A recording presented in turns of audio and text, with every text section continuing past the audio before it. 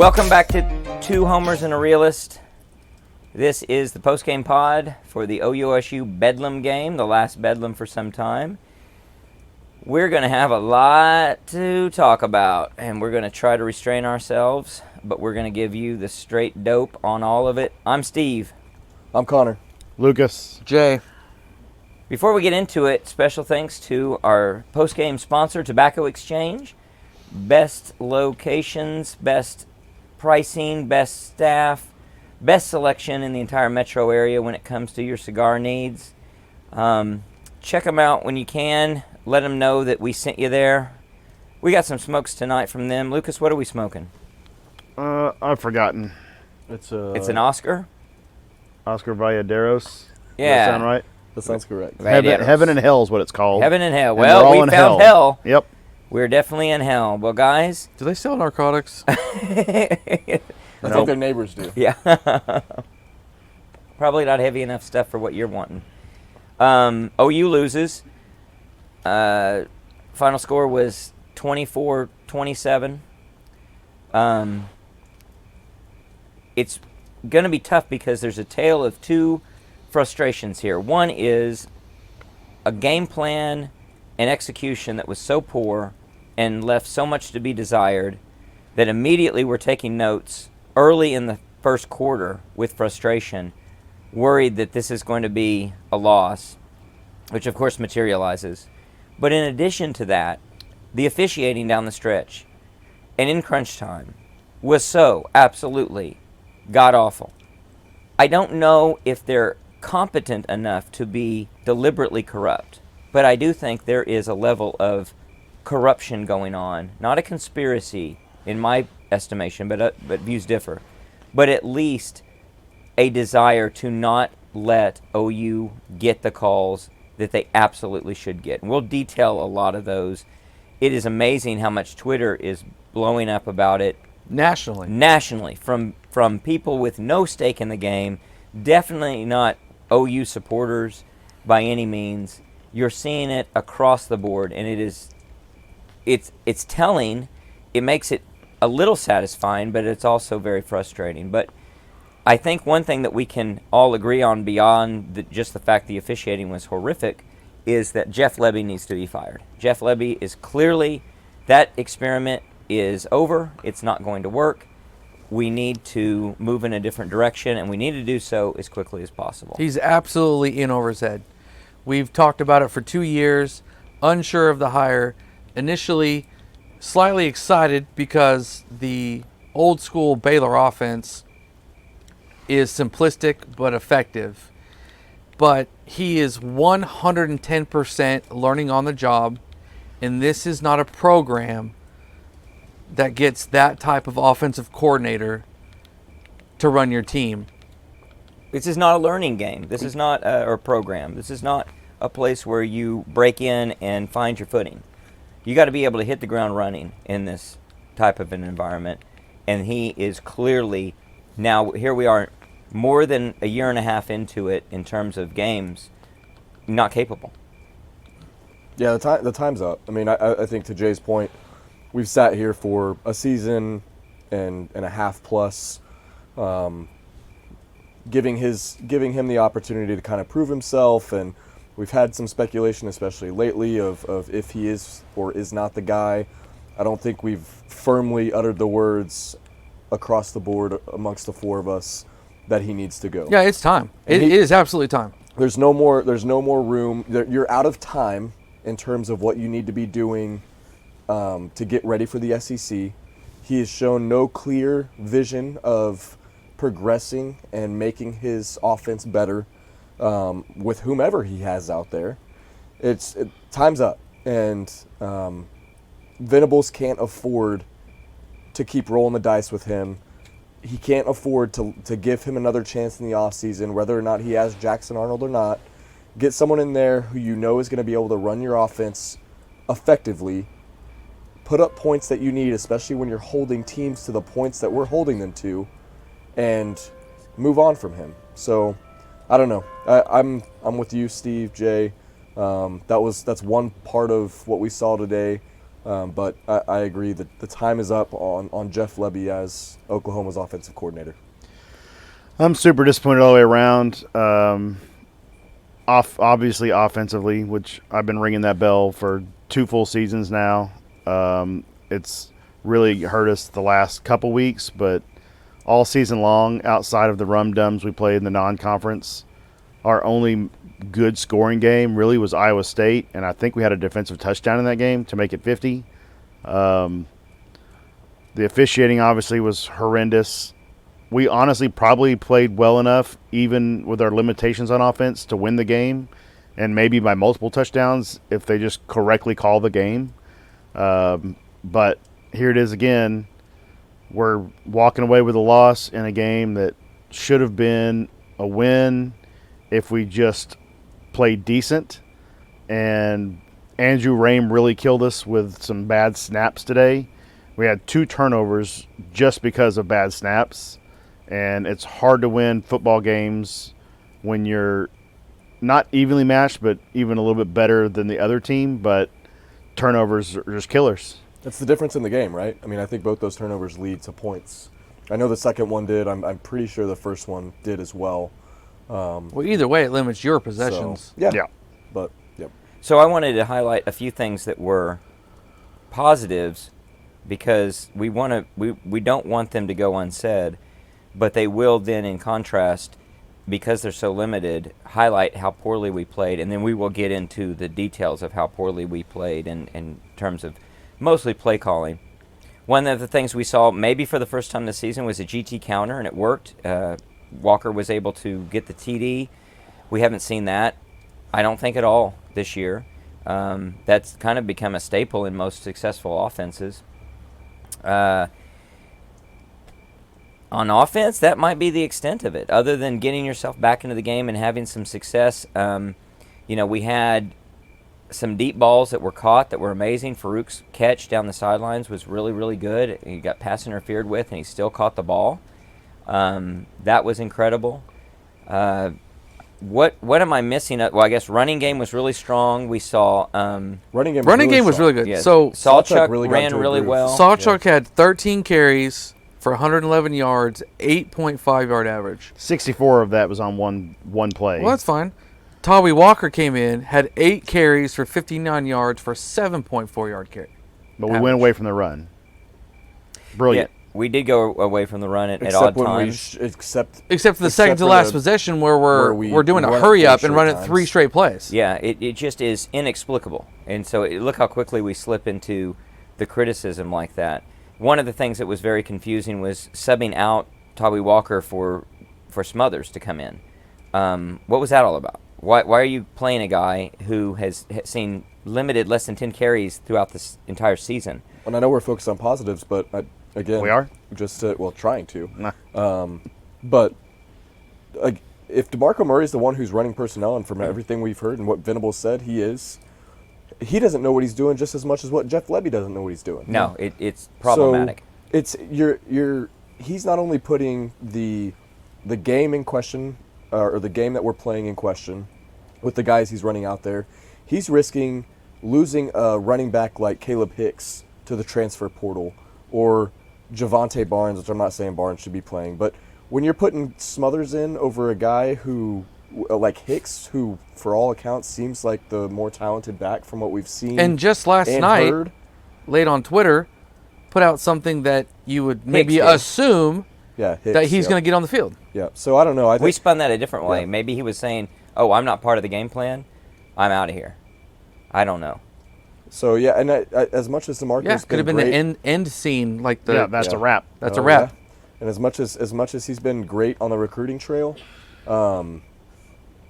Other guys can be great on the recruiting. yeah, team. I don't think that's not enough. I think it's time for DeMarco to go. He's solidified his legacy as a running back here at Oklahoma. He's tarnishing that with his poor Rotation. rotation and coaching, and we're in this was the 9th game of the year today. Ninth Ninth. game. Yep. 9th game of the year, and we're just now getting our run game going. Yeah. 9 games into the season at Oklahoma. Yeah. RBU, quote unquote. And we finally Against roll really with poor defenses. we finally roll with one running back and give him multiple carries in a row on multiple series. And he produces. But then we put in Javonte Barnes. No fault of his. I'm not even going to blame him. He hadn't been on the field in 5 football games. Raheem snaps it in front of his face mask. And it's a He halfback direct played a little snap bit last week. flea flicker. He played a little bit last week. Yeah. What is he doing on the field? It is so confusing. puzzling. So that gets us into just the crazy negatives, which I continue will relate back to coaching in almost all cases, even though it's going to be some player blame as well. Why is Stogner playing? Why is Stogner playing? Why? Why is he playing? I don't know if he has some I don't sort understand. of dirt on. Does he know where the bodies are buried? Yeah. Why is he playing? It's just He's the amount of blocks that guy misses, and just they're plain and obvious blocks. On running and passing plays. It's just- not just one or the other. he's not a threat to he catch. doesn't look like he Nope. knows what he's doing. He caught one ball today He did. on just a last-minute check down, essentially, for Gabriel. Right. Anyone can catch that ball. Yeah. Anyone. And get the same yardage that he got. So let's transition to Dylan. He cannot throw a deep ball. He cannot. I'm sorry, folks. Quit telling me he's good. He was never a Heisman candidate, seriously. He's not that good. I don't think he'll be drafted. He's not good. I think the He's deep not balls good at that he football. threw today that were like good throws, those are more of the flash in the pan Dylan Gabriel type of stuff, like the stuff that It was 1 out of 5. 1 out of 5 of his deep balls were not bad balls. Yeah, And That's he, not acceptable. He throws behind guys. Yep. He waits too long to throw. He stares down routes. And all that said, he played good for him. That is a good Dylan Gabriel performance we saw today. That's all you're going to get out of him. I'm going to blame Jeff Levy for not having him prepared and not knowing where we need to be.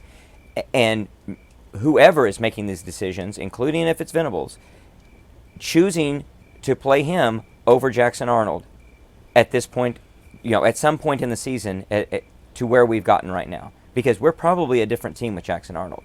Before we get on the Arnold train, I'm gonna circle back to the tight end comments. It goes even further than just why is Stogner on the field. Why did we not recognize that we didn't have enough at tight end and go find more tight ends in the portal? just a guy. Anybody.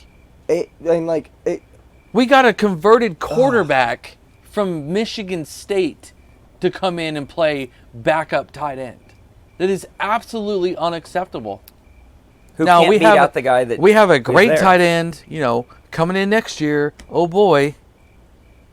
If he continues to come in. And and several people talked about it earlier too, like we need to show I think it's Devon Mitchell. Yeah, Devon Mitchell. Yeah. Devon Mitchell. That we use a tight end. Well, we've sure done that. Right. I mean, what? Yeah, you why can't doubt wouldn't the that you're best gonna tight end in play the country as want much to as come you here? want. You can cut back block all day long. So I'm going to get into Jeff Levy a little bit, and then, of course, we'll get into some other stuff. And I do want to make sure we talk about how good that I think the defense played today, overcoming injuries. I think they gave us every opportunity to win. They got stops when we needed to get stops. They had some letdowns. They had a lot of injuries. We had 3 to 5 starters out throughout the bulk of this game. I think that Kip Lewis looks like a maniacally good. I think Stutz and Kip might be the new starting 2. Kanik looks like he needs a lot of help. I don't think he's there yet. He's out of position. A lot of problems there, but Kip Lewis played extremely good. I'm just amazed at what the defense can overcome with the injuries they've got, plus with the fact that the offense was making them get back on the field as quickly as they were. And that's very difficult. Something that, if you're going to take any sort of sliver of hope or positivity from this game, which I know most people won't, I don't even know if I will, we're so depleted on the defensive side of the ball in terms of just who's been out, and between Gentry Williams not being able to be in there every snap, obviously Danny Stutzman, which we filled that role pretty well today. Key Lawrence went out. Robert Key Spears-Jennings Lawrence came in and goes looked out. good. Pearson's out the entire first half because of the targeting call last week. So, you're dealing with a lot of different stuff there. And Gentry in the second half. Yeah, you're still able to hold Oklahoma State, especially we made Ollie Gordon almost a non-factor outside of those We close did to the everything goal we line, wanted 'cause, to do with I Ollie mean, Gordon. we stop him multiple times on 4th and shorts. So Yeah, it We had was 3 not, turnover on downs against them Yeah, we absolutely and interception. did what you have to do with a talented running back like that. I had a few complaints with the defense. We were playing off coverage a lot, and Very soft they never corners. really tried to throw it over the top, but maybe twice. And Bowman's I feel not like skilled in that position. he's not a big over the top guy, and yet our safeties were still playing pretty far back, which is fine, but the corners giving them 10 yards off the ball on 3rd and 7s, they were just begging for comeback routes, and so they would run it 12 yards and come back 3 and catch it for a first down. it was a less extreme version of 2014 Baylor. Yeah, the Julian Wilson game. Yeah. Yeah. So I mean, I don't. And it wasn't the entire game, but there were big moments on 3rd down where we're not playing press coverage that are begging for the press coverage if they're not going to throw, if you're not going to test you deep. Those are plays that should be contested balls at 7 or 8 yards on a 3rd and 7 or 3rd and 8 that you knock them down and they're punting. But instead, we're giving them 10 to 12 yards on a comeback. So yeah, that's a good point. So not a perfect game by any means, but an effective game, a game call and a game execution that puts you in a position where you could win the game. So with Lebby, what is this rinky-dink crap we're running? I think it's playground ball. That direct snap to Barnes where he's supposed to hand it off to Gabriel, And then Gabriel's supposed to toss it to Stoops, Gavin. I guess, or Gavin, Gavin. yeah. What are we doing? Freeman. And there was no need. The offense doing traditional plays, whatever you want to call it, was working just fine. It makes no sense whatsoever. And he's done it all Exactly. season. Yes. In the weirdest moments. In the most inopportune times possible. Well, it gets back to something I think, and I've written down. He cannot sequence a drive. No. He cannot figure out. There's two major shortcomings here. One is he cannot sequence a drive to figure out what it takes to put it together in the time and down and distance and everything you're trying to achieve, to figure out what they're giving you and how to have success. Even knowing some things are not going to always work, but it makes no rhyme or reason with the stuff he does. And then the other thing is he's got no sense of what are we trying to achieve on this drive, what has had success, and should you be running, should you be passing? It's almost like he's randomly choosing plays. Well, it's like he has Situational awareness. Yeah, he has no this, situational awareness. He has this list of plays. It's almost like he's like, hey, this And is he's the gotta game do plan. them. I have to make sure I check all the boxes, as opposed to, man, that worked really well. I wasn't thinking that was going to. Let's keep going back to that. And Steve, you said something. I mean, we were lucky in the first. Sorry, Lucas, real quick. We were lucky in the first half to be down by 3 going into halftime, because at what was the time of possession after the first quarter? I think So we wrote it down. in the second quarter, we had 13 plays. Oklahoma State had 14 first downs. The time of possession was roughly 4 minutes 40 seconds to 13:40 or something. Our defense was on the field, And we a went ton. fast. At that point, we get the ball back, and we went lightning fast. Yeah. With, again, something we've talked about for a year and a half. If it works, no one's complaining. It doesn't not working. work. It's not working. What are you doing? And then What makes you think it'll work? We talked about last week, they were stacking the box, daring us to throw at Kansas, and we didn't throw deep the entire game. And then today, it's like Lebby heard everybody complaining about it, and even Brent Venables in the postgame saying we should have taken some shots downfield.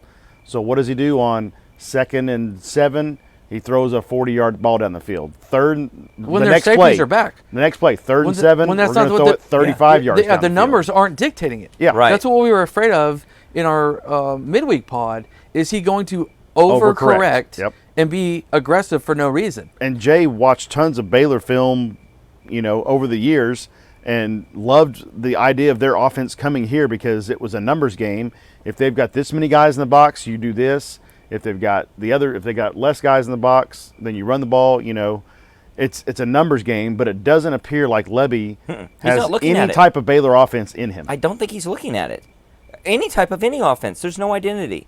There's no clue that you have a concept of what we're trying to achieve. And he doesn't build off of successes or even plays that aren't completely successful, that are just partially successful. Like, sometimes you run plays and they only get 3 or 4 yards, but it's to use something later to build off of it. And he never does to take that. it for 40 ever.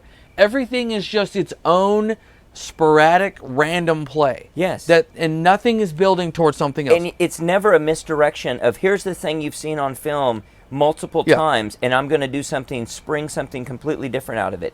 That never happens. Yeah, there's a key word here in his job title of offensive coordinator, a guy who has no idea how to coordinate.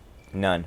There's no coordination in anything that he does offensively from a play calling standpoint, from a scheming standpoint, from a momentum standpoint, all of it. It's just like a hot mess of, man, I hope this works. Yeah. Even if, as ridiculous as it is, Oklahoma State still had to probably prepare for jet sweeps. Even though no matter how much everyone complained and made a whole joke about it, they still had to worry about a jet sweep.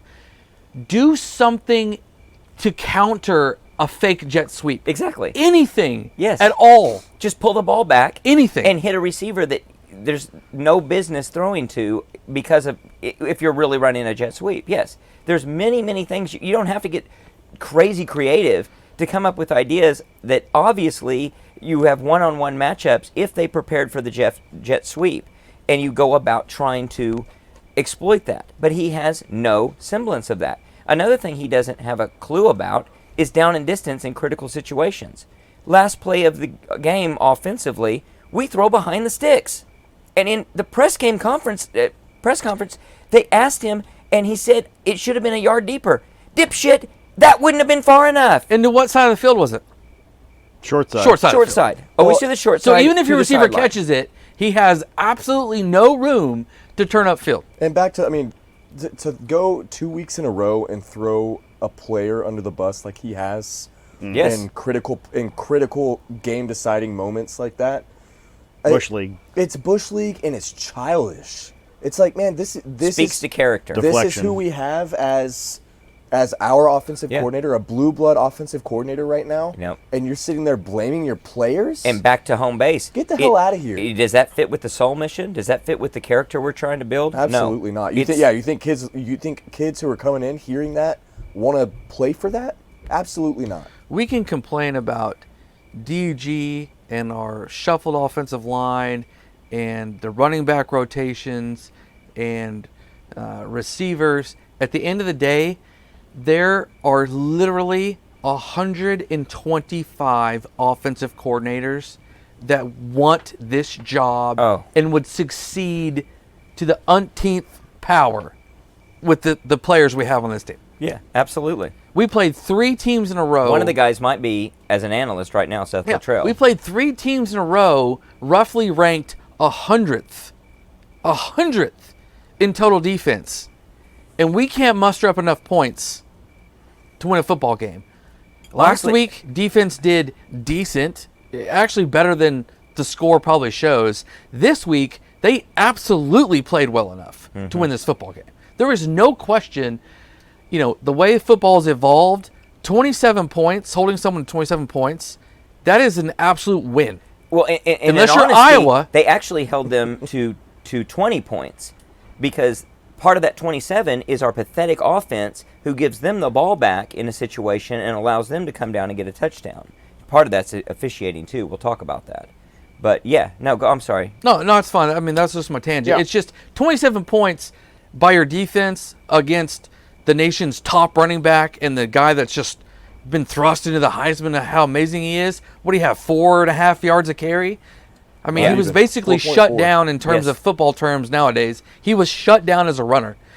And to not score more than 27 points on a 100th ranked defense in the country there's no other word other than unacceptable.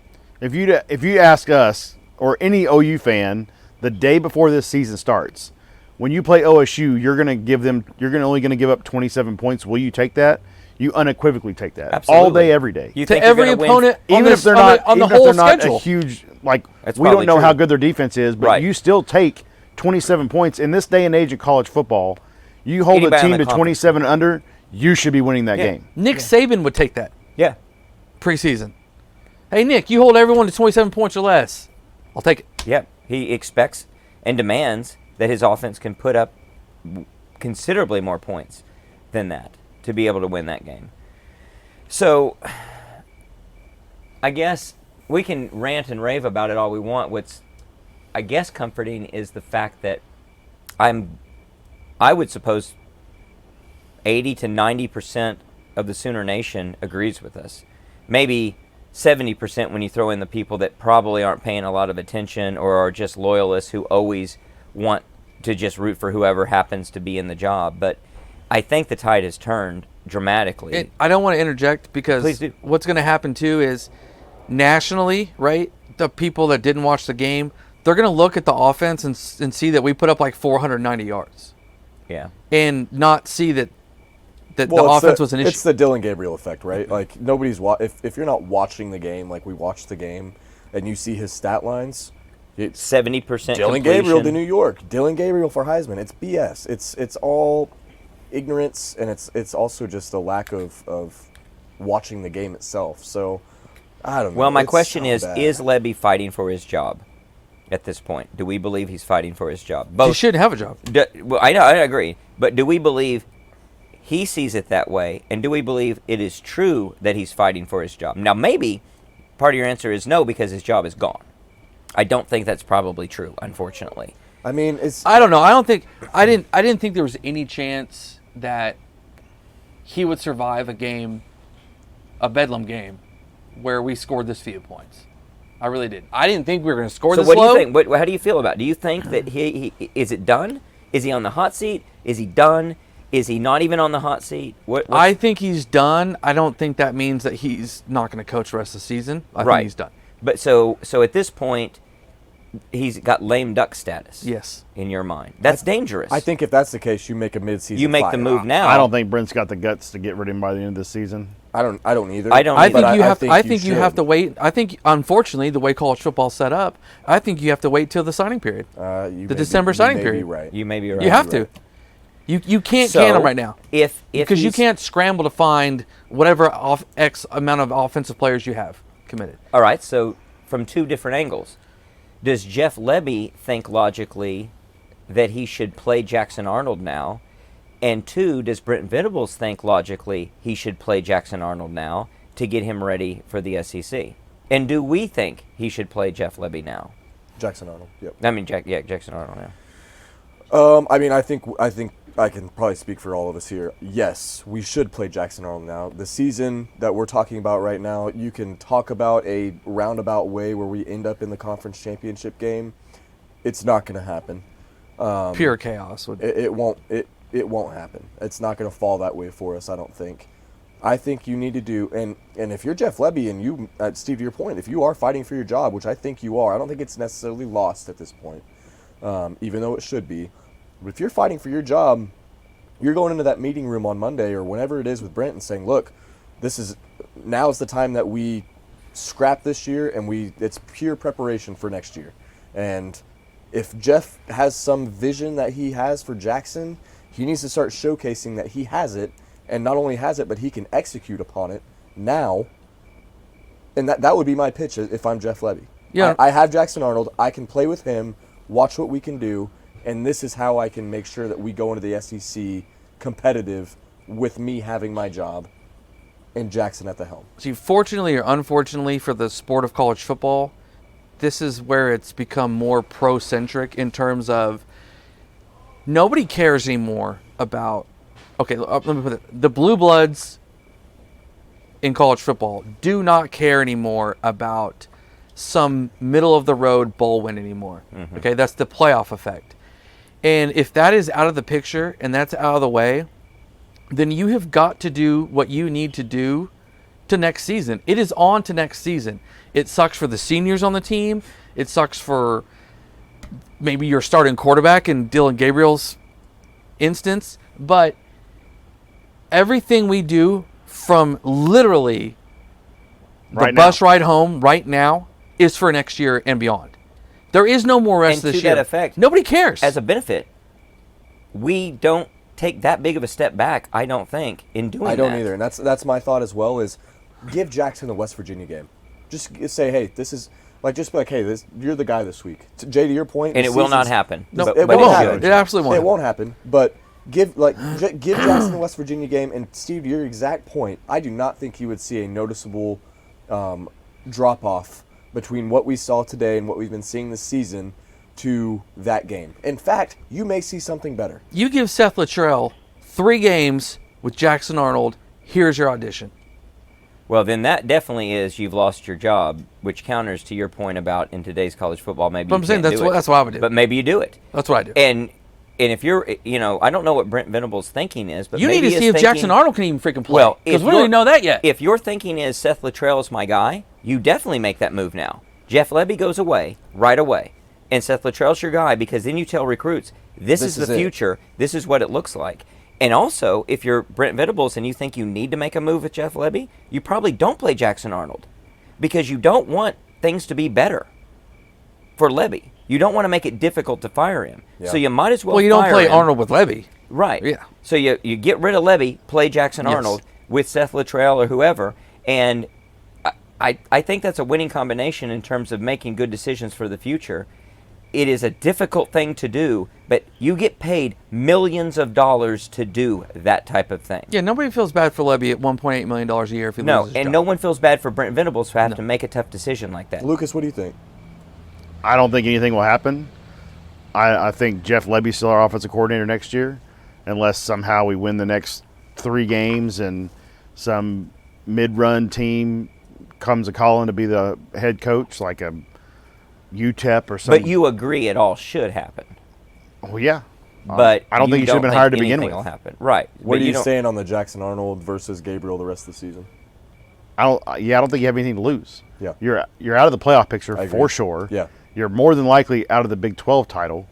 So And if you aren't, if it's it back might be to your this- best chance of winning it. we talked about the floor.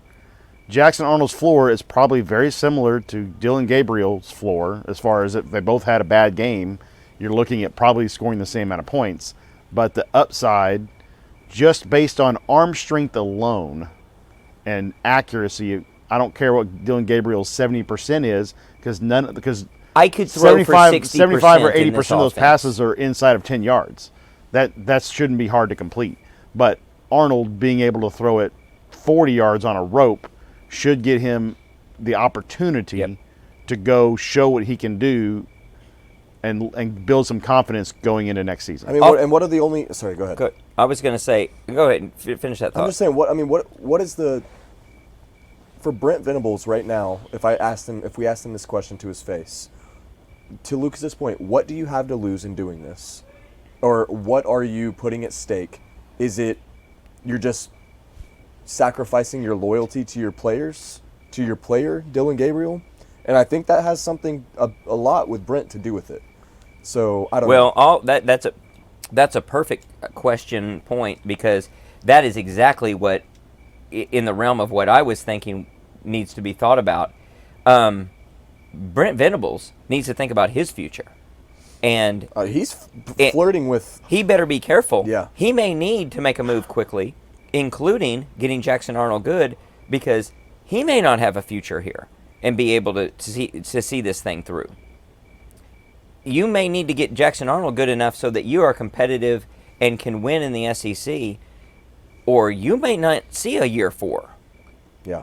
So he needs to be thinking about that.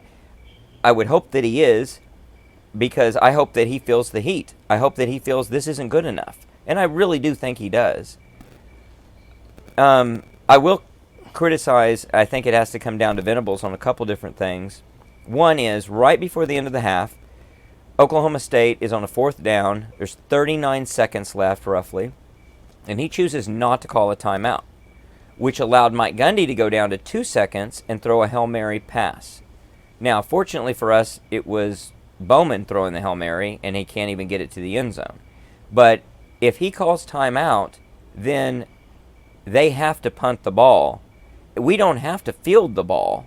We don't even have to do much other than just play safe defense if we wish and hope that they hike the ball over his head. we can be pretty certain, although Nunez, as our special teams coach, probably needs to be shown the door as well, we should be pretty confident that we can keep ourselves from a major mistake there. And yet we gave them a free play at the end zone. I think that was a big mistake. You guys may differ in your opinion No, I on agree it. with that. It was Jay, I know you got a two little weeks in a dissension. row that we decided to not do something about having the ball in the final possession before halftime and being aggressive. Kind of a soft position. And then let's debate a little bit about what I think is not the clearest cut decision one way or the other. Could be argued. At the end of, near the end of the game, we choose to kick a field goal on 4th and 12 with about 4 minutes and 52 seconds left, rather than trying to go for it on 4th. Here's my logic that I think we should have gone for it. If you get it, you're still in position to get a touchdown, which is a go-ahead touchdown with the extra point. In which case, there's considerably less than 4 minutes, I mean, unless you score on that play, and you have to get a stop. But you're ahead. If you don't get it, you've got to get a stop and get the ball back. We choose to kick a field goal, which, yes, the upside is you're only down by 3, but then you absolutely have to get a stop because you're kicking the ball off. The stop that you would have to get if you were not successful in the other instance. It did work out that we actually did get the stop and got the ball back. We just couldn't get down the field to get, obviously, an attempt at the field goal, stalling out on 4 downs midfield. I think we should have gone for it. I would rather see us be aggressive there. Knowing you have to get a stop one way or the other, I'd rather have the option to either get a stop deep in their territory, or you've got the go-ahead points and you get a stop after kickoff. I was on board with a field goal for the reasons of you have to get the stop one way or the other.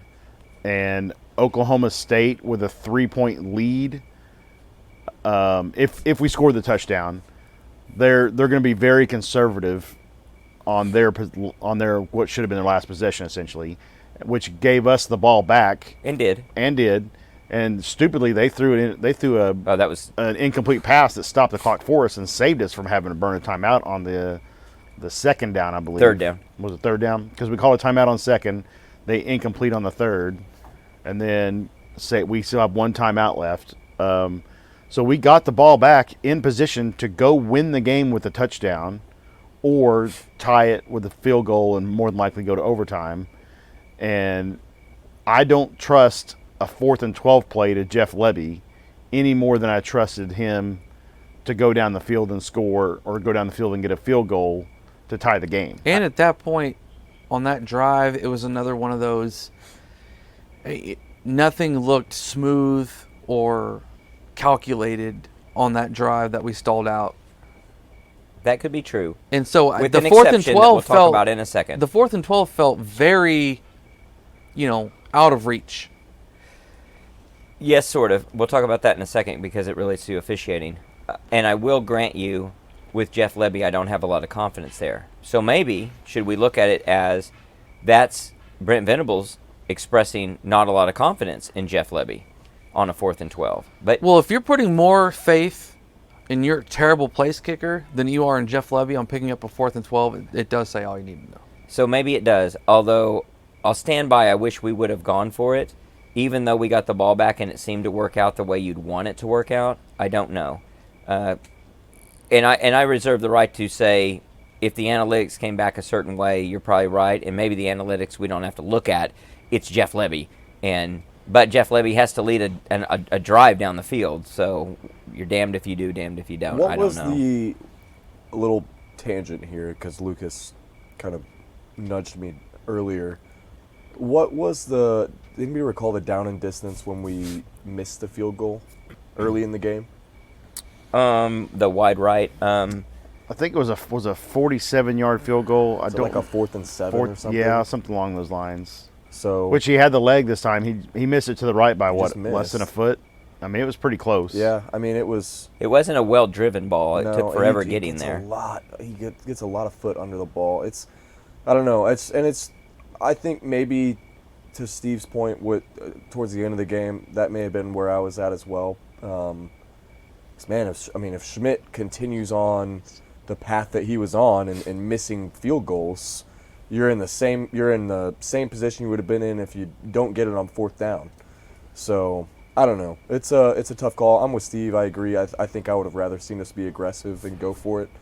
Well, I trust Jeff Lebby in 4th and long more than I do in 4th and short, apparently. We were aggressive So- on the play where they threw it to Brennan Thompson on like a 7-yard route or whatever it was. It was not a good sequence in general on the. yeah.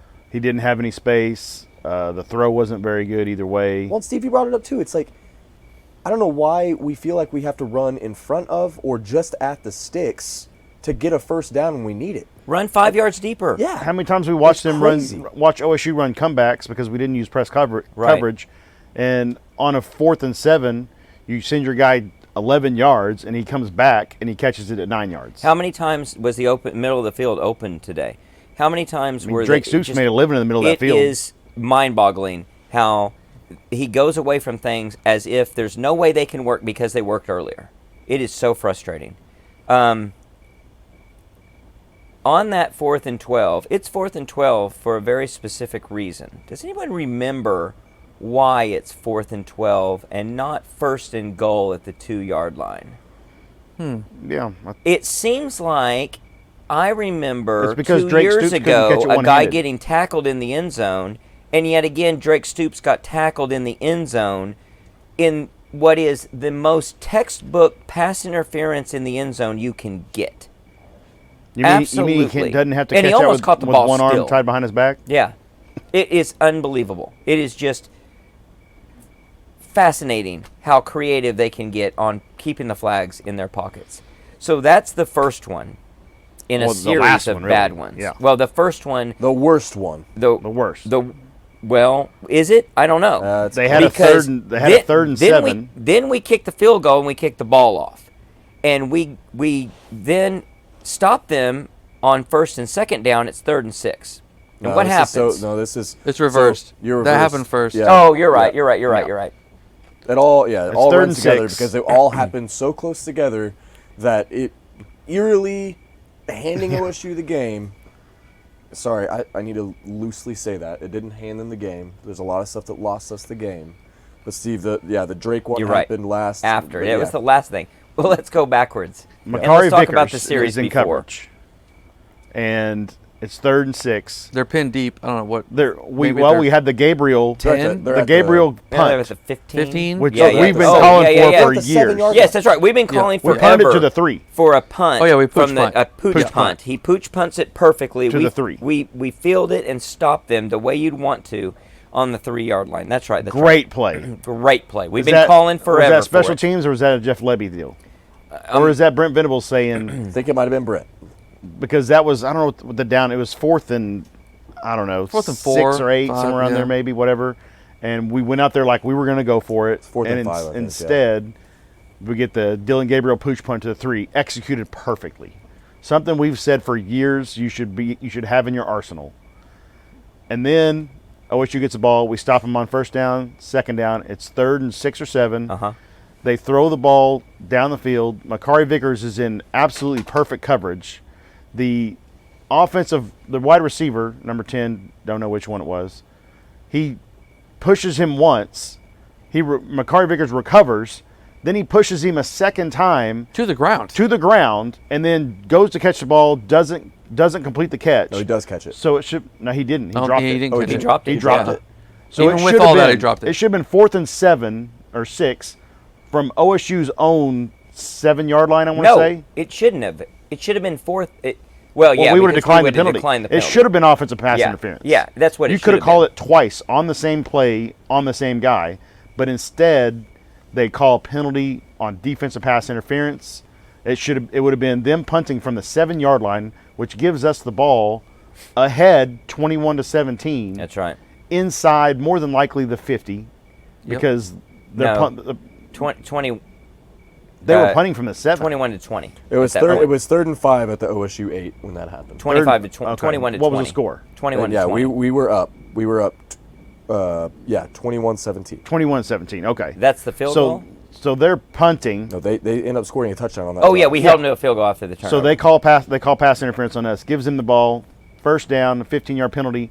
Brent loses his mind. No. Rightfully so. No. I wouldn't even say that. No, he walks out on the field Yeah, to that's true. question the call. Yeah, Brent Yeah. said in the post-game interviews, I didn't cuss at him or He anything like walked that. I just he went walked too far out. out. That gives him an additional 15 yards. Much BS. like last week, BS. 30 yards on one play. Yep. Bad calls both Identical. times. And Identical. here's what else happened The on one that last drive. week was Darby tackles a guy too hard, apparently. Dolby, yeah. Tackles a guy too hard, 15-yard penalty. Biedenbow mouths something off to the ref and gets 15 yards. This week, same situation. Terrible call, 15-yard penalty. Venables goes on the field, gets another 15-yard penalty. So now OSU has the ball driving down the field instead of punting to us inside their 50. And here's what else happened on that same drive. So there is, to the near side of the field, if you're watching it on TV, there is a pass to the flat and an absolute textbook block in the back right in front of the official who keeps his flag in his pocket. Plain as day. Plain as day. It was a first down catch for about 2 yards past the sticks. The announcers pointed it out. Everyone pointed it out. Plain as Everyone day. saw it. A couple plays There- later, a couple plays later, there's a hold on the 15-yard run by Ollie Gordon that gets him down to about the 2-yard line. And then there is what is called a pass interference on Bowman in the end zone, giving them first and goal at the 2, which was definitely not a pass interference because the ball was completely uncatchable. Thrown And it 15 wasn't to on 20 Bowman. feet in the air. Yeah. It was on Kip Lewis. It might have been a holding, but they called it completely wrong. So I guess that's the only one I can give them grace on, is there actually probably was a penalty on OU there, but you got every bit of it wrong. Yeah. You complete morons. Absolutely ridiculous. It's the craziest, most baffling sequence of officiating that I have seen in that small amount of time. It's crazy. I know that we have talked about the conspiracy or the bias or whatever the hell you want to call it. I don't know what we watched at the end of that game from an officiating standpoint. and it reached national proportions on Twitter because people with no skin in the game, like Big Cat, just mentioned how egregious it was. Several other College football accounts were like, this is just ridiculous. And they went even further to say, if you look at all the call or the non-calls or calls against OU in Texas, like, it's egregiously obvious. Well, when you have Orange Bloods, the Texas fan site, who have is no love, obviously. 0% commenting Pro on you. how bad it is and how big of a miscall it is. I mean, that says a lot. So we talked a little bit about it last week. I'll be interested to see if the Big 12 releases a statement on this, because they should, because it's a joke and it's completely... These people shouldn't have their jobs. It should not have jobs, and if they keep their jobs, there should be some sort of repercussions to how bad they were. I know they get post-game reports delivered to them. If that's the extent to say, hey, you missed it, and then I see them on the field next week, it's not enough. I don't think these people can read. These gentlemen don't have the skill of literacy. They sure as hell They're can't stupid. see. These are stupid people. It's ridiculous. It's unbelievable. And notice, we are we're 45 minutes into this pod or so before we're talking about officiating. So don't any of you out there that are listening to this think that this was what we're griping about. We griped about our own shortcomings that caused us to lose this game, but it's really hard to look past the officiating as a cause of our problems. And I can't feel good about a game if my team wins with this kind of stuff that went on. Oklahoma State fans, maybe they can, because they're not that into college football. I know that everybody that's an Oklahoma State fan went to school there, because apparently that's a thing That's that just how it matters. works. Yeah, I think, Somehow, for some reason, that matters. I don't know why that's such a thing. Yeah, if you guys were any good at football and any good at sports that anyone cared about, you would have other people that would root for you outside of the people that go to school there. But you're Well, it's just not, like and everybody no that's a one Dallas cares. Cowboys fan lived in Dallas. Yeah, right? lived in Like, grew up in Dallas. Dallas. And was either a Cowboy cheerleader Yeah. or was on the Cowboys roster at one point under Tom Landry, because that's the way it works. Like it's such a stupid thing. Yes, I'm bitter for losing the last Bedlam. I wanted to beat this team, this rinky-dink team, for the last time for a while, to have beaten them more than any other team has beaten any other. We're only tied for that record with Nebraska versus Kansas, and I am proud of that. It just bugs me. It is frustrating to see something go down like this. I honestly think if they would have just straight up beat us like they did in 2011, like they did because of our own mistakes in 2014, in 2001, and 2002, I'd be okay with it. That's a loss. You lose games. But we're losing a game tonight because of our own poor play and officiating that was god-awful in crunch time when it really mattered. Took, Yeah, took the ball out of our hands twice. And it's Absolutely. embarrassing on their part too that they just absolutely come out of the woodworks. I personally, I mean, maybe it's just the beverages, maybe it's just my emotions right now, but I wouldn't be this celebratory over this win. No. If we had beat, I don't know, say Texas, and there were just multiple egregious calls, and OU wins the game, I'd and feel it's just weird absurd. about it. I'd I'm feel like, bad. I feel this doesn't feel right. Like, you want to win the game legitimately, like Right. actually play better and win the game. Yep. And if you don't understand what we're getting at, you don't understand football. You don't understand. Yes, there are bad calls in every game. There are missed calls. But these were so egregious, and these were so critical. In the critical part of the game, we're not talking about stuff that happened in the first quarter, guys. We're talking about stuff that happened in the depths of the fourth quarter when the game was completely in doubt and when OU was in great scoring position. It's very frustrating. I'm ready to be done with this conference. I'm ready to be done with teams like this. I don't want to play against teams to this degree, and it's the entire conference now outside of us in Texas who are not programs who are ever going to compete for anything. If they get into a college football playoff when there's 4 teams, it's a miracle. They're going to get a team into the 12-team playoff, and they're not going to succeed. They're not going to be able to stack up. They're going to be the equivalent of Pac-12 after dark going forward. We need to get out of this conference so quickly, and I really hope for the sake of the game that officiating steps up across the board everywhere, and I really expect in the SEC it's going to be better. Yeah, it has to. I mean, I think for sure. And something we talked about a little bit before, and I think coming out of this game, outside of the missed calls and everything else, the most frustrating part, maybe back to leaning on Levy a little bit in terms of criticism, the lack and the inability to put teams away with the opportunities that we have and that we have had week in and week out, regardless if we're on the winning side or regardless if we're losing. It's something we saw all last year. It's something that we've seen the last couple weeks. 3 weeks. Even against Texas. Even against UCF? UCF. Even in a victory? Even against Texas when we had opportunities? The inability to extend the lead to 2 scores and to really put pressure, and then when you get to 2 scores to maintain that pressure and extend it even further, it's a massive criticism towards the offensive staff, towards Jeff Levy, towards everything that we're doing on that side of the ball. And if I know I've said it and I've drawn the parallel before, but you want to draw the parallel between this offense and the Alex Grinch defenses that we've had, where our offenses are scoring in bunches, but we can't put a game away because our defense can't get off the field.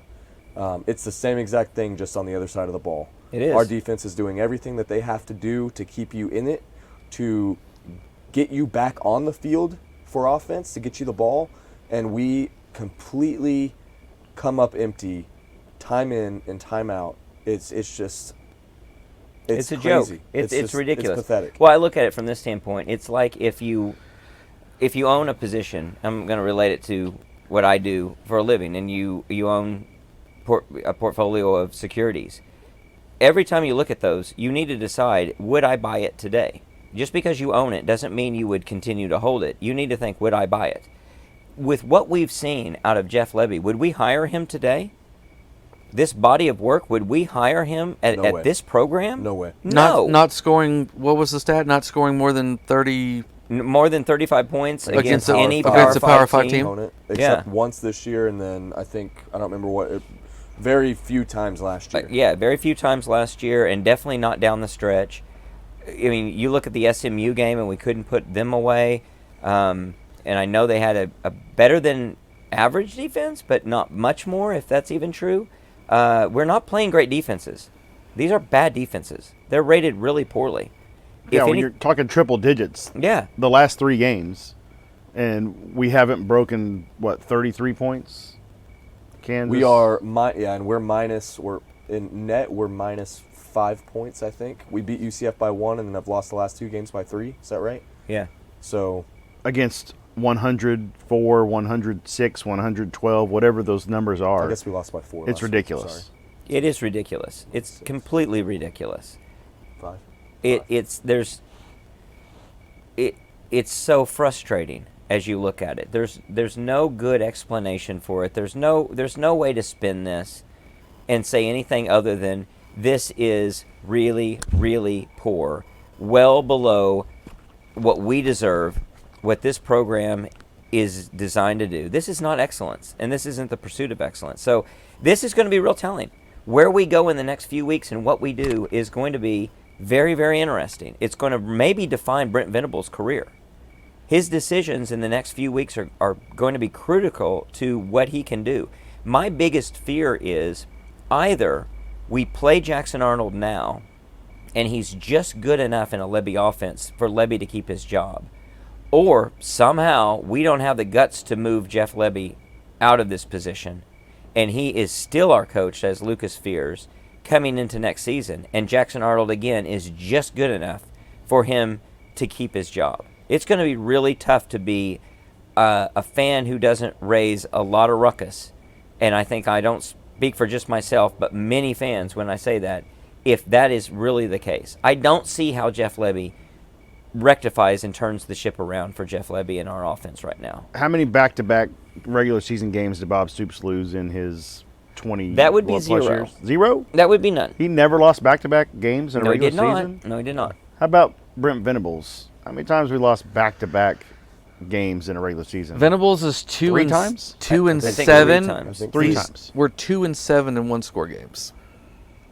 It's not good enough. You know what that But sounds like? That sounds like Nebraska. It does. And that's something we talked about in the off season when we were talking about, get to know a homer and a realist. We all addressed that to one degree or another, the fear that you're becoming Nebraska. And I'm not saying that's Brent Venables, but it's something that has to be in the back of your mind as a fear. Now, that said, I'd rather than be, one-score games than we're getting blown out. That's a whole different level. He's not keeping his job if we're getting blown out. It tells you how good we are on defense in this case, how close we are, if you will, how fixable this is. You know why it's fixable? Because we have one major problem we have to fix, and that is the offensive coordinator position. We have to get that And changed. special teams. That That's not comes going along for the ride with everything else. That it does, but that's not critical. You get the best special teams coach in the entire world, and we still suck. Yeah. In our mind, in compared to our expectations. Right. If you get what we think we deserve in terms of an offensive coordinator, then we're splitting hairs about the special teams. Yeah, we Yeah. want better special teams, Right. but it's not the critical thing. The critical thing right now clearly is offensive coordinator. Nothing against Jeff Lebby. I'm sorry, sir, you're not the man for the job. Something has to change. It has to. It has to. It's just so frustrating. I thought No, this one really hurts. This it one's really a really. I hate Oklahoma State. I hate them. I don't respect them as a football school or a football team. I don't respect that program. I don't have a lot of respect for Mike Gundy. As crazy and as however he pulls out the winning seasons that he does, impressive. I don't like the man. Maybe that's a better word. I don't like him. I have a general respect for him, but this one, the way it went down today, just across the board between the execution or maybe the lack thereof, and then the officiating at the end of it. This one really sucks, and it sucks worse because it's the last one. And as silly as that sounds, I mean, the record speaks for itself. It's not like that changes anything, but there's no reason we should have lost that game today. Well, if you're Oklahoma State, you have to look at it as this team in Oklahoma is choosing not to play with you anymore. They're choosing to move on, and they're moving on to better things. They're moving on past you. You got to be worried about where you're going. You won this game. You should celebrate that, albeit with the cloud over it that is the officiating. You should celebrate a victory, but you got to really think about what your future is, and we don't want that future, and we don't want to lose to teams that is their station in life. That's what's frustrating. We want to be so good that we don't lose to teams like this. So that's why it hurts, I think. I mean, don't get it twisted. We're leaving for money. If it wasn't such a big we're not just monetary leaving difference, for money. That's 100% the reason. No. If it wasn't for the payday in the SEC, we wouldn't be leaving this conference. That's not just it. I think we're leaving also for I don't know how you separate that from success. So the money follows success. And we're leaving because the money is going to be associated with future success. And if we stick around, our chances of being the next Nebraska are a lot higher in the Big 12 than they are the SEC. A lot higher. I would agree with that, for sure. I think the way that the game is evolving and the sport is evolving, if you're not on the train, you get left behind. And as obvious as that sounds, I mean, it's like these teams that we're playing right now, even the stupid teams that we're losing to, go look at them in 5 to 10 years. It'll be very interesting to see where some of these programs are at, because they're not on the money train, and by not being on the money train, they're not on the success train. And to Steve's exact point, that success is going to follow the money. I mean, we're not getting some of the guys that we're getting on the recruiting trail and everything else if it wasn't for the move to the SEC, whether it be for money or not. So after watching what we've been watching, if there isn't some sort of quick adjustment and gear shift towards a bigger and brighter future, especially on the offensive side of the ball, OU runs a large risk of becoming a mid-tier school in terms of just the output that we're providing. Because recruits look at wins and losses, and if you don't go and you don't win consistently, and maybe not even winning, if you don't put teams away that you're supposed to put away, you're not going to get those guys to against an Alabama, because or they're a not going to get to Georgia, the or a pros Texas in those cases. Exactly. So you got to be looking at this holistically to say, and that's why I think, to reaffirm just what we were saying earlier, I'm not at all opposed to a mid-season firing of Jeff Lebby, because I think it shows some intention, and I think it shows. I think it's very SEC. Some proactiveness. Exactly. We don't have time for this kumbaya. We're going to hold hands because we were in this together from the get-go and we went through some tough times. No. Go and cut some throats and move on and get better. And you got to get better. Yeah, that league doesn't put up with any of this crap. Yep. It can't. I mean, they don't. You can't. They don't wait around for this stuff. They fire head coaches who win national championships 2 seasons after. Yeah. I mean, Ed Orgeron, Gus Malzahn, or no, did they win it? They win the Auburn win the title? No, it was Gene Chizik. Yeah. I mean, Auburn wins the national championship. 2 years later, they fire their coach. Well, LSU wins the national championship. 2 years later, what fire we their all coach. have to agree is currently and maybe perennially, in terms of all accomplishments, the most successful coach in the history of college football, Nick Saban. He is not afraid to make moves, and he knows that you have to make moves. He doesn't bat an eye when he has to. He doesn't. Yep. He doesn't seem to. He understands it's a business, and everyone understands that's what it is. And these people land on their feet. This is not some kind of cancellation where they get exiled to Elba or Jeff something. Lebby Jeff Lebby will could be be the just next. fine. He could be the next Lane Kiffin. I mean, Absolutely. the guy just falls forward, all over himself. Yeah. So let me ask you. And false. learns because and maybe he gets is, and better. maybe he does great. Yeah. Just Here's a perfect example for you. Josh Heupel. Josh yeah. Heupel. He loses. Bob Stoops fires him. They have a horrible relationship from everything we hear nowadays. Sadly. Josh doesn't want anything to do with the OU essentially because of that what happened. He goes to Utah State as an offensive coordinator. Goes to Missouri, gets the head coaching job at UCF. Turns them around. Well, I guess Scott Frost turned Continues around. them. Continues them. Right? Now he's the head coach at Tennessee, and he's completely revitalized that program. And honestly, the resentment, as bad as that can be in terms of what did you expect because of the situation, at some point get over it and just say, you know what, you did me a favor because you put me in a better position to succeed. And that's just... That could be the same with Jeff Levy. But the resentment can drive, I mean, it's the Michael Jordan effect. He couldn't play good unless he was playing out of hatred. That's a good way to look at it. And he would invent hatred. That's a good way to And so look at don't it. feel bad. Don't feel bad. I'll give So- you 1.8 million reasons not to feel bad or What do you whatever it get- is. Go ahead. No, I was going to say, what do you guys think about this? So, we have not, Jeff Levy has not had to face the media since the SMU football game. Soft. That was Was it after then? that game? That was No, Yes. that wasn't SMU. It Yep. was Cincinnati or something, wasn't Nope. It was the Monday following the SMU game, which he apologized for the Art Briles in the field. That was After the that, last time he that's the faced last me. time he's had to face the media. When did they cancel the... That was when they canceled the coordinator? No, I thought it was after after Cincy. 'Cause Cincinnati. He came in after the Tulsa game because he'd want to, because we did a lot of stuff in the I Tulsa think it was game. after Cincy. It was after Cincinnati that Brent Venables came and said that we're no longer making They don't have the time. Levy and Roof The available. coordinators don't have the time to come in for 10 minutes on a Monday. Okay, well, either way, Which that's, is a little more But regardless, defensible it's been- because they have been so it's been- early. it's Maybe they didn't. absolute. It's as soft as you can possibly get. Yeah. That you can make $1.8 million, be the offensive coordinator for Oklahoma, and you can't come and face tough questions to a media that's really not that hard on you in the first No, place. not that hard at all. Soft. In fact, Yeah. to criticize the media, they need to be asking tougher questions all around. Yeah, we need to be at media days. Yeah, we do. So let me ask you guys. You guys did a question during the week, and Steve brought it up. But what is, if you guys had to gauge it now, after today, after the loss, the percent chance, the probability that Jeff Levy will be the offensive coordinator in the first game of next season? 95%. You're still at 95? I will say it's moved. I moved mine down from 67% to, I'm going to be a homer or optimistic or however you want to say it, to 33%. I'm gonna say, I was tempted at 30. I'm gonna say 25%. I think he sticks around, and I think he has another bad game. I think we lose another game. I think it's gonna be tough not to lose another game. And I know we don't play very good opponents.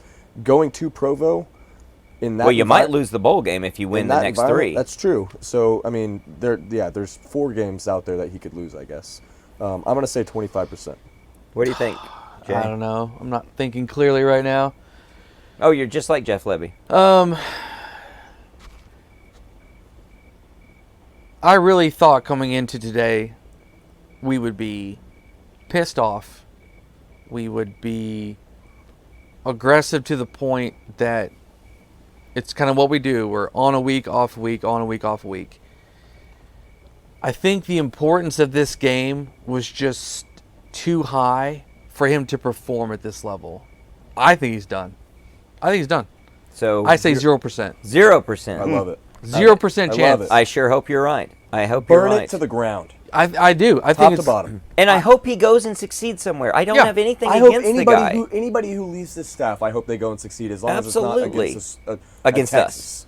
Or Yeah, against yeah. us. Yeah, or anyone Texas. against us. But Yeah. at this point, if you're in administration, I don't know how you let him come back. There's just too much heat. If you're Joe Castiglione, you have to look at everything. And let's go back to the Art Briles I mean, situation. what can you point to that says There's This hope. is we're working. building? Yeah, there's Right. hope. It's getting better. And he's clouded. we're getting our guys in. And- Like it just doesn't. There's nothing there. No, and you have to look at it from the situation of this guy already has baggage. And that baggage just could get worse. Let's assume that there is a lawsuit that comes out and both Art Briles and Jeff Levy are mentioned in that suit, that it's directed against them. And they're found in some degree responsible. It wouldn't be guilty necessarily if it was a civil suit. But let's say that they come down in a sense that they have to have a big payoff. That's really dangerous for us. We don't want that baggage. We don't need that baggage. And I'm not saying that's there, but with the cloud of everything else, this needs to be someone else's problem at this point. We deserve better. Yeah, you take that baggage with 54 points a game. Honestly, you do. Yeah, you honestly, do. you do. Yeah, absolutely. Yeah, and I know that may be the wrong way to look at it, but I don't think so, because we're not saying that he's any more or less likely of being culpable in a situation, but it's with everything else that's going on, you have to look at it from the standpoint of, wow, this is red hot. I don't want to touch this anymore, because I don't see the upside that offsets the risk that there is a downside, even if that risk is very minimal. You know, what's interesting too, if you're Jeff Lebby, I personally would go to Brent Venables. I'd be like, I'm handcuffed with what I've got. Give me Jackson Arnold so that I've got 3 to 4. I got 4 games to show you What it's going to be like lead next this year. team into the SEC. Right. Give me the tools. That's just what I would say if I was Jeff Lebby. Now, he might not feel that way at all. He might feel like he does have it, or I don't know, and we're just not doing stuff right. A good test would be, does he come with that? And how does he, or if you're Brent Venables, you approach him and say, here's what I'm thinking we need to do. And you ask him to say, what do you think? And if he's defensive and says, no, everything's fine, you say, well, that's all I needed to know. You're done. Well, he's proven he's very capable of burning the players. Yeah. Because he comes out in the media, like we talked about at the very beginning, 2 weeks in a row. 2 weeks in a row, and essentially blames the players for not doing what they were supposed to. And it's not his fault the offense sucks. It's a couple plays here and there that he called correctly and we just didn't execute. Yeah. Not taking any blame whatsoever. Right. Just like he didn't take any blame with the Art Briles. He has a proven history of deflecting right. everything. That's right. He handled that very poorly. And then soft on not doing the post game or not doing the weekly press conference. Mm-hmm. This guy has no accountability whatsoever in his person. And maybe a lot of defensiveness, and definitely a lot of throwing other people under the bus. What's Character Joe flaws. Brady doing right now? I don't know. Throw the bag at him. And you have to wonder too, the lack of advancement of the offense going forward. Like, do you hold on to these offensive recruits with Lebby? I know Right. they've built a relationship Right. with Lebby, but he's not doing anything to prove to them Right. That he's the guy. that we're going to take this into the SEC next year and everything's going to be fine. Right. You have no track record. I mean, all he can say to them is behind the scenes, Jackson Arnold's the best quarterback I've ever seen What play he has football. to be saying is, you really have to, again, throw players under the bus. Yes, he has to because throw. you have to say, Yeah. Dylan Gabriel. I don't got the guys. We didn't know, and he got us into a situation, and he was the guy with the experience, but we don't have the guys. And as much as I love him, this is Jeff Lebby hypothetically talking. As much as I love Dylan, he just wasn't the guy to get the job done. He can't possibly do what I need him to do in this offense. And if you're a recruit or a recruit's parent, you have to say, well, wait a second. You weren't forced to play him, and you had him before at another program. You so you picked have a him. lot of experience with him. Handpicked him. Yeah. What the hell is going on? What makes me think that that's actually a legitimate excuse? So, I don't know. This is a real telling point, I think. This is a critical pivot point for our program right now. Losing Lincoln, getting Brent was another pivot point for sure. Losing Bob, getting Lincoln was a pivot point. Anytime that you're in these positions, you got to look at where you're headed and what you've got to work with. I just want to get back to the days of championship football and being disappointed and feeling like things were close. And I don't mean close under Lincoln. I mean back to 2008 when we are losing a game we should win against Florida, and we're close and we're playing for a national title. I want to be back to being mad about losing a game we could have, should have won for titles, not being in the position where we are not sniffing, maybe not even a conference championship, because we are just pathetic. And I know that 3 years in a row. we're not where we want to be at defensively, but We're making great you strides. can see the strides Yeah. defensively. Yeah. And offensively, it's just as stagnant, if even stagnant. Like, it's going the other direction offensively. Right. And we have a plan in place where this has exceeded before. Bob fired Heupel, brought in Lincoln, transformed the entire offense for years. If Bob sticks around one more year, we may win the title that year. Possibly. Yeah. So There's a good chance. if Brent has the guts to make this happen and bring somebody in that can transform this offense along with what he's done in the defense in a year and a half, then you have to be happy with your chances going forward. Well, it's expectation. Brent founded his whole philosophy and everything that he said that he was going to do for OU on the statement that he was the guy to take OU into the SEC. Mm-hmm. Right now, with the offensive coordinator, even most of the offensive staff that we have, Brent Venables is not setting OU up to do that. No. He's So if setting he himself is up the for guy, failure. if he's the guy to do that, and I would go back and replay that if I'm Joe Castiglione and put it on in front of him and say, are you that guy? Because if you are, we got some decisions to make right now Exactly. to do that. Exactly what the point I was going to make. Joe Castiglione, as the de facto general manager of this program, has to be having that conversation with Brent to say, look, help me understand where you are with this. Help me understand what you think should happen, because here's what I think should happen. It's not adding up. And it's not adding up. And if you need me to be the bad guy, I'll be the bad guy. But somebody's got to be the bad guy here. And it can't be that big of a shock to Jeff Levy that it ain't happening. No. That I look back to all the way back to Heupel as an example. I'll go further back than that. This is a lot like the John Blake years. When you got a guy that you wanted to succeed, a guy from your history. Yeah, in the storybook, we never want to fire a guy. No one wants to see that happen. It's real life. It happens. Things aren't working out. You've got to cut ties and move on. It's best for everyone. Absolutely. Absolutely. All right. Anything else to cover? I think we've got it. Thanks to Tobacco Exchange, of course, as our post-game sponsor. Go check them out. Go into the shop and get some cigars and tell them that we sent you there, 2 homers and a realist. They'll appreciate it, and you'll appreciate it because it's a great customer experience. I hope to have great experiences going forward for the rest of this season, and I hope to see some progress that we can carry into the SEC. We're going to have a lot to talk about on the coming pods about where we headed, what's going on, what are the developments. This thing could move fast on us, guys, in a really good way, or it could progress very painfully slowly. We'll be here the whole time to gripe, complain, analyze, and to applaud and laud those who are doing well. Until then, Boomer. Sooner.